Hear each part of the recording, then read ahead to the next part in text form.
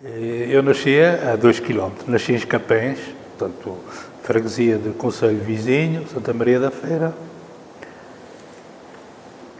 O meu falecido pai trabalhou 45 anos aqui em São João da Madeira, portanto, e eu, aos 11 anos, vim estudar para a Escola Industrial de São João da Madeira.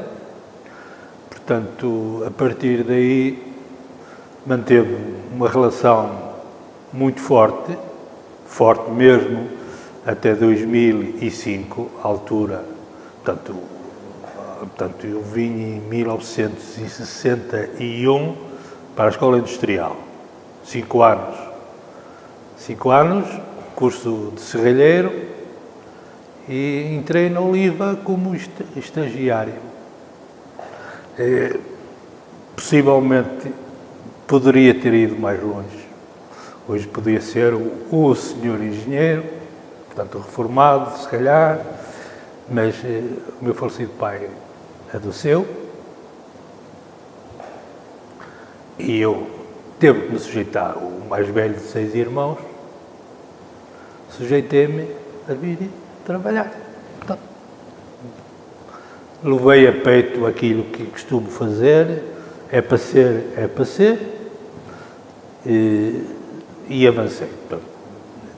Fui para o ultramar, fui para a tropa em 1971, fui para o ultramar, para a Guiné, com diversos recados, nem muito fino, nem muito burro, que era ir lá conseguir vir embora e essas coisas todas.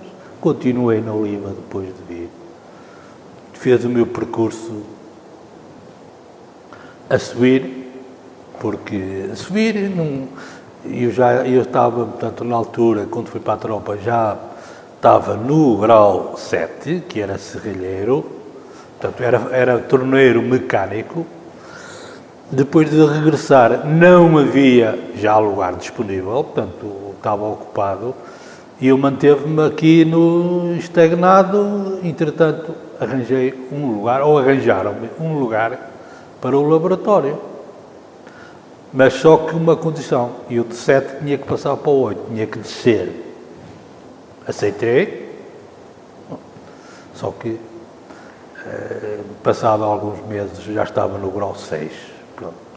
Manteve 10 anos no laboratório, ao fim de 10 anos, ou antes dos 10 anos, portanto, quando veio para cá o engenheiro Cebola,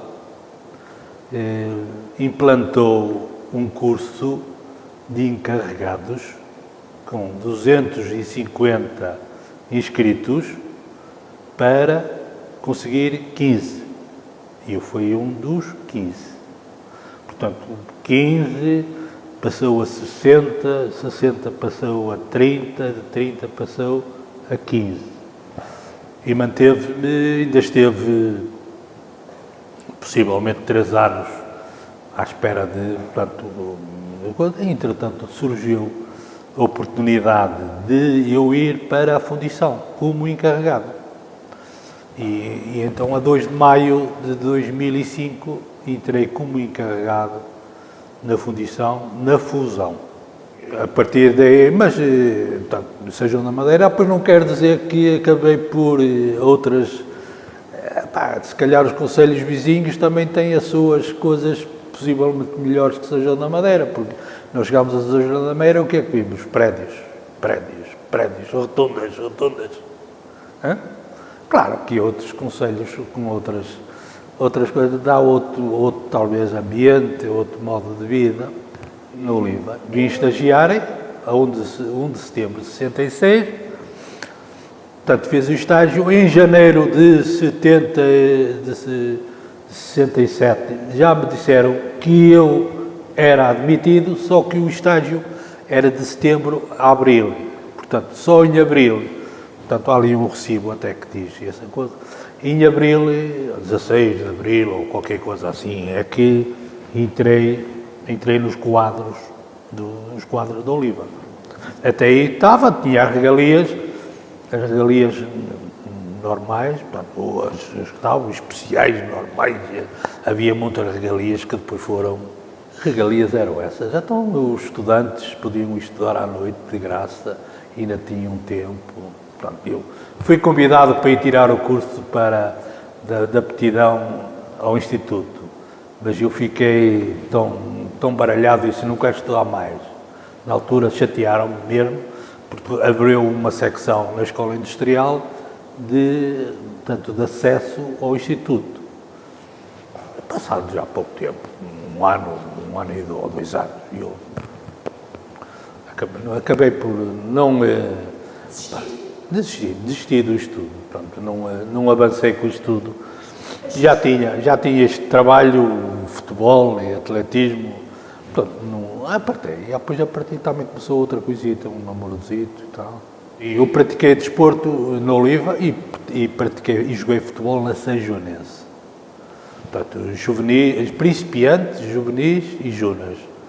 Mas depois, portanto, não era craque da bola, não era questão de craque. Depois joguei futebol ainda na Oliva, portanto, a Oliva também tinha uma equipa da Inatel, não era Inatel, na altura era FNAT, portanto, ainda joguei. Mas depois da tropa, praticamente não meti mais nada. Portanto, dediquei-me à vida familiar, construção da casa, família, tudo isso. Pronto. A minha secção era a feitura de ferramentas, que era considerada aqui, na altura, número 1, possivelmente, portanto, especializada. Fazíamos os moldes para as torneiras não, para as máquinas de costura. Todos os moldes, portanto, moldes para peças, eram feitas, portanto, havia a secção de sala de desenho, que era aqui neste ladinho, aqui a sala de desenho, que tinham, chegou-se, tinha a impressão que teriam mais uns 15 desenhadores, portanto, dedicadas, os desenhadores faziam o trabalho para a Oliva.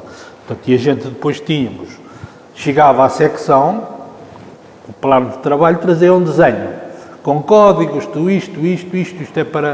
isto é para recozer, isto é para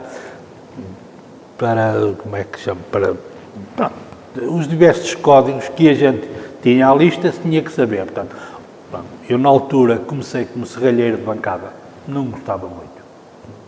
De serralheiro de bancada passei para fresador, e então o fresador eram pecinhas pequeninas, todas, era mesmo pequeninas, aquilo a gente tinha que estar mesmo com cuidado, furar, fresar, e eu gostava daquilo. A seguir, chamaram-me para torneiro. Esteve a torneiro, e então aí sim, torneiro, eu gostava de torneiro. Gostava de torneiro porque a gente, ao ouvir uma peça, ao ouvir um desenho, dávamos um pedaço de ferro. Eles davam-nos um pedaço de ferro. E a gente tinha que ler o desenho e tinha que fazer as operações para que a peça saísse. Ora, eu tenho que fazer primeiro isto, ou tenho que furar, ou tenho que coisar, tenho que fazer um ponto para meter um contraponto para a peça de coisar, depois aí, tudo isso gostava. A feitura tinha muito, portanto, a feitura já estava avançada, porque eles geralmente, portanto, estas fábricas dos moldes de Oliveira das Meias vieram quase todos buscar os operários de Oliva à feitura de ferramentas. Já nessa época, na altura, tive colegas da escola industrial que saíram daqui da feitura para assim moldes, para essas coisas de Oliveira das Meias. Portanto, já eram especializados, portanto, já eram operários especializados. Portanto, mas eu tenho a impressão que tinha mais de 20 operários, 25, sei lá. Tinha muita coisa. Ora, eu na altura, da torneiro, tinha 1, 2, 3, eram 4 tornos que estavam ali, um maior, um mais pequeno, portanto, um médio, um mais pequeno. E fresadores também tinham, diversos fresadores, tinha os retificadores, uma peça, portanto, um calibre era feito, ia recozer, havia uma secção de recozimento das peças, e depois vinha para a retificação e ele tinha que lhe coisar, medir aquilo com lá os para aquilo sair tudo nos trinques. Pronto. Às vezes havia o tal problema que não chegava, porque o torneiro às vezes não dava o suficiente para que ao retificar aquilo saísse tudo bonitinho. Lá saía às vezes uma pintita e tal, mas pronto, passava. As torneiras eram uma secção especial, já era a parte da torneira. A torneira é igual ao fazer uma peça de ferro. Tem que haver uma fundição para fazer o líquido, tem que haver um molde e tem que haver... Pronto, isso é coisa. Depois o polir, o retificar, essas coisas, polir as torneiras, tudo isso é... Portanto, mas as torneiras, eu nunca tive acesso às torneiras, porque... Portanto, trabalhava para as torneiras, quando estava no laboratório, fazíamos a análise portanto, das patelas, aquilo era tipo latão, cobre e latão, portanto, a gente analisava, via os elementos que tinham, para ele corrigir o forno. Era capaz de me mandar ou retificar, mandava-me depois uma correção, ou tinha que meter mais isto ou mais daquilo, para que a liga saísse no ponto exato. Pronto, é isso. As torneiras, eu não teve grande acesso às torneiras. Portanto, era uma secção diferente, que foi criada depois das máquinas de costura, portanto, já depois de 60 e tal, 69, 70. Eu trabalhei 48 horas, no princípio, depois trabalhámos 45. Tinha a impressão que depois 42 e acabámos de trabalhar às 40. Às vezes havia alturas que tínhamos de fazer horas extras. Houve muito tempo para fazer horas extras. As horas extras foi um abono de família agora para a reforma. Porque eles pagavam bem. Aqui a Oliva podia haver muitas coisas, mas horas extras ao sábado eram 300%. Ao domingo, 300% mais uma folga. E depois tínhamos direito a 25% das horas praticadas, que iam para um banco de horas, que a gente ou gozava, ou no meu caso, quando me ia embora, pagaram-me 180 horas a 5 euros, deram-me 900 euros. Volto em 74. Saio em abril de 71 e regressei em junho de 20. Eu estive uma semana em casa, 20 e tal. Antes, eu tenho a impressão que passei 15 dias em casa depois de vir da tropa. Tenho a impressão que a 1 de julho de 74 já comecei a trabalhar. Só que cheguei aqui e não havia lugar. Estava saturado o posto de trabalho. O meu posto de trabalho estava ocupado. Portanto, não havia folga. E eu, então, perante isso, optei por vir para o laboratório. Em 75. Como operador de espectrómetro. A aprender. Porque compraram o espectrómetro e a gente andámos ali, éramos 3 colegas. 2 colegas, eu e Manuel, mais uma engenheira. Nós começámos ali, tric. Depois, entretanto, já veio outro colega para aprender e depois então começámos por turnos, um em cada turno. E depois levámos todos os outros colegas, nós tínhamos que éramos 8 ou 9. Todos os outros colegas aprenderam a espectrometria. Portanto, e já circulava. A partir daí, depois de todos os colegas estarem a circular, regressei, vinha ao laboratório mãe. Comecei a fazer ensaios de areias, que era nesta sala, ensaios mecânicos, que era na sala ali a seguir, e depois comecei ensaios químicos. No laboratório, é isso que eu tenho a impressão, que agora nós tínhamos um doutor, chegámos a ter 13 engenheiras, portanto, havia a hierarquia, havia um técnico, o trabalho dele era escrita e metalografia, a metalografia era com ele. E depois tínhamos, o meu tio, o 2, o Manuel 3, o Álvaro, eu, éramos bem uns 10. O meu tio, a função dele era ensaios químicos, era o mais velho, que está aí no livro de Oliva, e ele aparece na folha principal, na sala química. Ele fazia ensaios químicos e fazia ensaios mecânicos, fazia ensaios de areias. A espectrometria nunca chegou a ir. Na espectrometria não chegou a ir lá abaixo. Possivelmente por idade e depois que o mundo começou a fazer uma reforma. E então o laboratório, na parte final aqui de 2000, só tinha duas pessoas. Já não tinha parte técnica. Sinto aquilo que já lá tínhamos falado. O que é que nós vamos fazer quando chegarmos lá? Tanto pessoal a ir embora ao mesmo tempo, será que vai haver trabalho para nós todos? Essa pergunta filei eu na Guiné. E cheguei aqui e comprovou-se. Será que há trabalho para toda a gente? Epá, ia havendo, a gente fazia isto, fazia aquilo, mas não era aquele trabalho permanente que tínhamos que estar ali. Não, se fosse preciso uma limpeza, íamos, ou isto ou aquilo, mas não, de resto não havia. O ambiente é o ambiente que agora está implantado, que já havia os delegados sindicais e vinham espreitar à porta a ver quando é que havia as greves e essas coisas todas. Coisa que eu não quadraria. Pronto, não, é uma questão de pessoal. Não. O tempo de mudança aqui na Oliva foi um aumento de salário, que foi para toda a gente, mas eu, como já vi depois desse aumento, a mim não foi ainda, mas depois mais tarde foi recompensado. Eu não posso lhe dizer, cheguei a ir ao movimento democrático, não sei o que, mas não, o paleio não me satisfazia. Conhecia-os, aqui dentro conhecia-os. Tenho em casa documentos que apareciam aí, da porta, portanto, apareciam documentos. Havia uma frase que uma vez apareceu um documento e disse, eu conheço esta frase. E andei e descobri de quem era o documento. Quem é que implantou? Mas também a minha boca se calou, não tinha nada a ver com... Era uma frase que agora não me recordo. Sei que ela está lá no papel e que eu ouvia assim de coisa, mas agora não me recordo da frase. Pronto. Tenho lá o documento em casa, guardado. Está lá em casa muitos documentos assim que apareciam, nos recortes de jornais, no nosso amigo Cebola e essas coisas todas.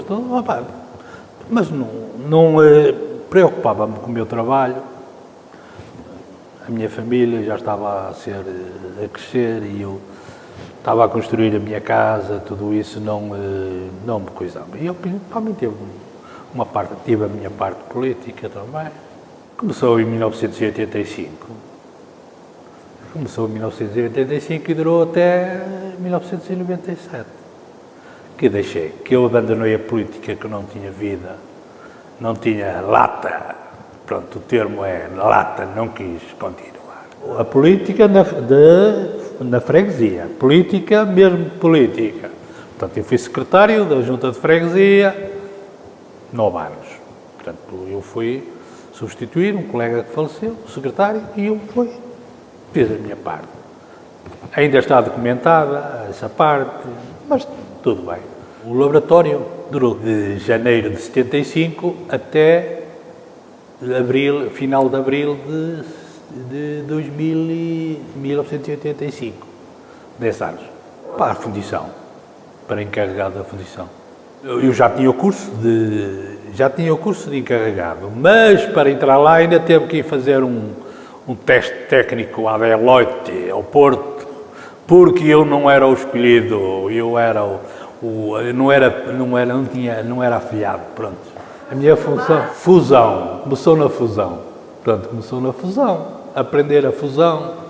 Só que havia, eu mais novo que entrei lá, tinha os velhos tinham os vícios implantados e essas coisas todas.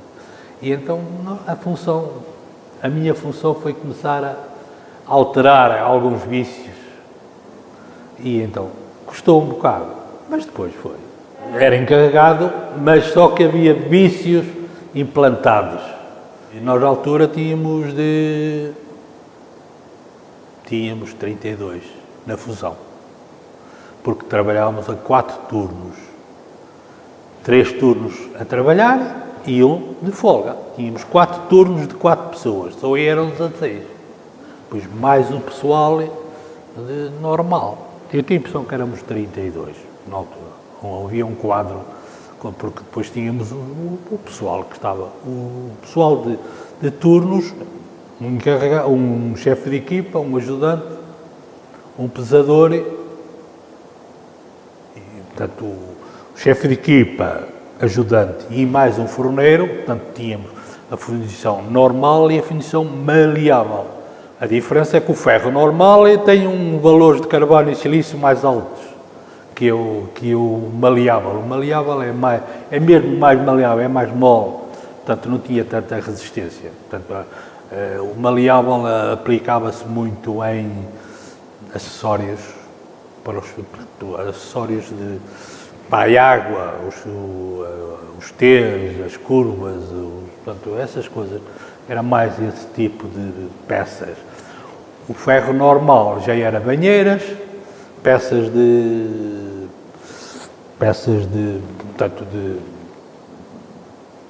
fogões, portanto já era um outro ferro.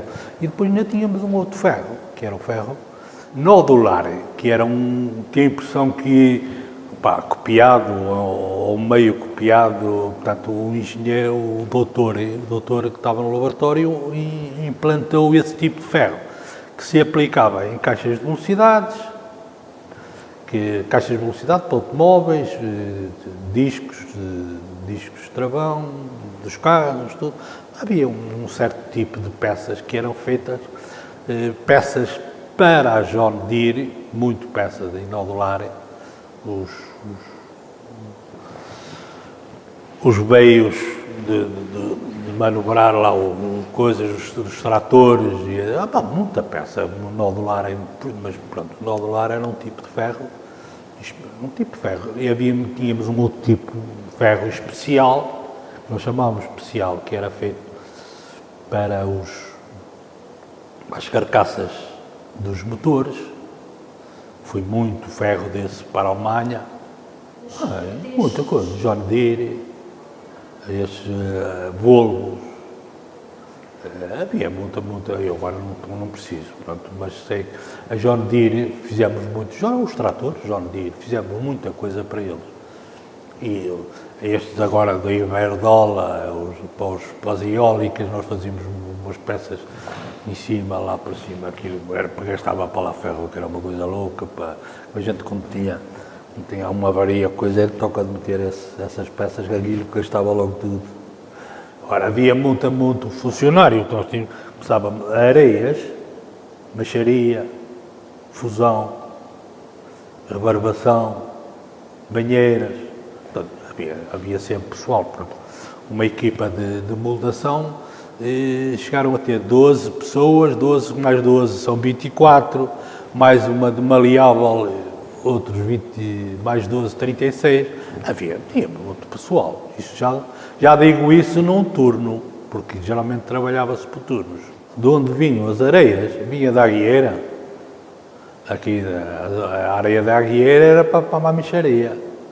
Era de lá. E havia, pois claro, havia os produtos.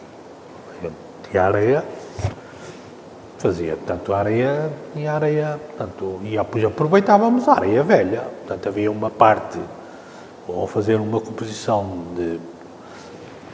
digo areia da Guieira, era para fazer os machos, com resina, havia depois a areia para a moldação da fundição, havia areia nova e havia areia já da própria fundição, que chegou a uma altura que era só da fundição, não havia areia nova, quando começou a faltar o graveto. Saí em 31 de março de 2005, foram 20 anos, quase. Mulheres dentro da fábrica? Havia mais relacionado na macharia, mas depois eram residuais já. Na fusão nunca tivemos nenhuma mulher, na fundição também não tínhamos, a macharia tinha mulheres. Na rebarbação, na escolha, as peças eram rebarbadas, depois é uma escolha, era feita por mulheres. Isto que eu me refiro aí, porque as torneiras já tinham muitas mulheres. E então as máquinas de costura nem se fala. As máquinas de costura é que tinha mesmo muita mulher. faziam fresadoras, se for preciso, porque aquilo já tinha, era só fazer, pegar na alavanca, e estas peças, já estava mecanizado, esta passa para ali, aquela passa para acolá, tu recebes esta, vais fazer isto, estava ali, se calhar, um dia inteiro a fazer a mesma coisa. Portanto, não há, já eram séries, já era por séries. Parte desportiva, eu já jogava futebol, e então apanhava-me, vai convidar-me. No primeiro dia, no primeiro treino, eu nunca me esqueço, no primeiro treino, eu fui atrás dos craques. Mas alguém disse, tu não vais atrás dele, cá depois podes chegar aí todo estourado. Eu fui atrás dele. Lembro-me que o professor, que era o professor Manuel Puga, que é o pai deste médico de futebol com o Porto, Puga, ele, quando me viu entrar, veio junto de mim e veio-me medir a pulsação. Pronto. A partir daí, portanto, ele tinha uma coisa. Quem treinasse, não sei se aquilo era droga, se que era, dava-me uma laranjeia preta no final do treino. O que era, não sei. Mas também lhe digo uma coisa da Oliva, pá. A Oliva era um convívio, o desporto da Oliva. Tinha uma coisa muito, que hoje eu tenho um genro que é treinador de atletismo e digo-lhe o que é que a gente fazia. Não é que nós íamos treinar e no fim do treino, sabe o que é que tínhamos? Um garrafão de vinho, uma broa, 4 ou 5 chouriços Isidoro, azeitonas, e nós comíamos e bebíamos e íamos embora. Acha que isso que é salutar ou que é saudável para um corredor de atletismo? Beber vinho depois de um... Mas se não houvesse isso, também não havia corredor de atletismo. Porque eram homens, portanto, de trabalho, portanto, lançadores de disco, de dardo, eram indivíduos fortes. Tínhamos tudo. E tinha voleibol, tinha basquetebol. E, portanto, voleibol, basquetebol, havia aqui. Tinha teatro. Eu pratiquei teatro.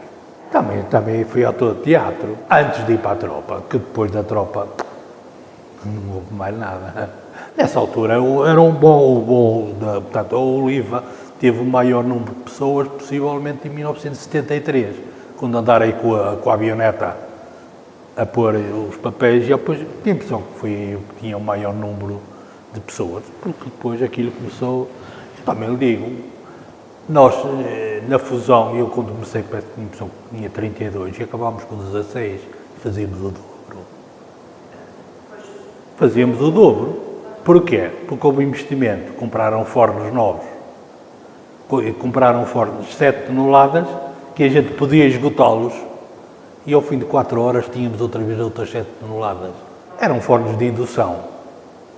E aí os que compraram eram fornos de frequência. Portanto, a gente podia ir abaixo e ele, com a frequência, já começava a derreter. Desde que começasse a ter-se... Então, se tivéssemos ferro do outro lado e metêssemos lá dentro, então ainda mais depressa vinha. Chegámos a ter 7 fornos a trabalhar, só que não tínhamos energia para eles. Coisas que os encarregados diziam. Não é preciso tantos fornos. Não tínhamos energias, porque tínhamos um sistema de alarme. O sistema de alarme da energia, com a EDP ou essas coisas, já que eram 7.000 kW. Só que aos 5.500, aos 5.000 já começava a desligar. Aos 5.500 desligava, aos 6.000 desligava mesmo.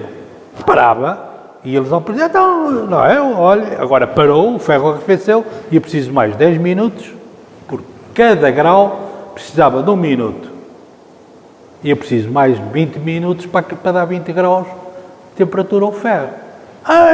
Então venham para cá, apontem aí, anotem. Quando vê estes fornos novos, a gente aí já fizemos outra coisa, abatemos os outros e passámos a trabalhar praticamente só com aqueles dois. E trabalhavam na mesma, atenção, para trabalhar um, o outro tinha que estar parado. Portanto, não trabalhavam os dois ao mesmo tempo. Um ao trabalhar, o outro tinha que estar parado. Para desligar o outro, tínhamos que desligar o outro. Entrou, tinha impressão que em 96, 95, foi quando a máquina entrou, a máquina da fundição, como é que se chamava? Era uma máquina suíça, que veio em segunda mão com peças velhas de oliva, depois conseguiram montá-la. Eu tenho a impressão que isso era tudo... eu em casa tenho lá a referência deles, mas não faço ideia. Tenho a impressão que isso que era suíço. Tenho a impressão que era suíço. Pronto, aquilo estava... Na altura aquilo tinha todas as normas de segurança e tudo, só que depois começou a badalhar. Houve o período de 92 a 95, foi quando houve a implantação da máquina nova, que houve uma grande alteração. Eles já começaram também a substituir pessoal, em 85, por aí fora. Já acabaram com as torneiras, com as banheiras. Então houve uma evolução por aí fora. Houve uma evolução. A Oliva, eu acho que a São João da Madeira subiu à custa do Oliva. A Oliva chegou a ter 2.800 trabalhadores e isso contribuiu para muita coisa, mais que não seja. Nem todos comiam na cantina, alguns iam comer aqui aos restaurantes, às lojas. Era mais uma cerveja, mais um copo. Na altura, copos de vinho havia muitos, via-se muitos. Mais isto, mais aquilo. Portanto, a economia de São João da Madeira, com certeza, que passou acima, e muitos trabalhadores de São João da Madeira, a Oliva pagava bem, pagava acima da média. Pagava acima da média.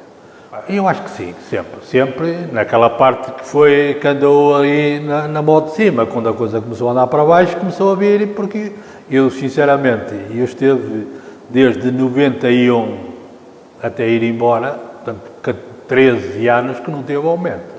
Foi depois de ter esses problemas, vende a oliva, não compra oliva, passa para aqui, cebola para Custóias e essas coisas todas, para baixo e para cima. Pronto, empresas que a Oliva teve que, pronto, o caso aqui da Seixo, onde está agora aqui o Museu da Seixo, foi uma compra da Oliva, não sei, não sei que existiu essa compra.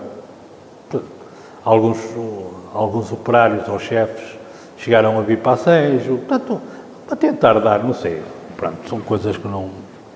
Compra de restaurantes e essas coisas todas, pronto, não há muita coisa, pronto. A Oliva, para mim, o que deu para mim foi aquilo que eu tentei e que me implantaram, possivelmente, de educação, e agora estou a viver, além de, posso dizer, eu não queria apresentar isso, todas as vicissitudes que houve na Oliva, para cima, para baixo, eu neste momento estou satisfeito com a minha pensão.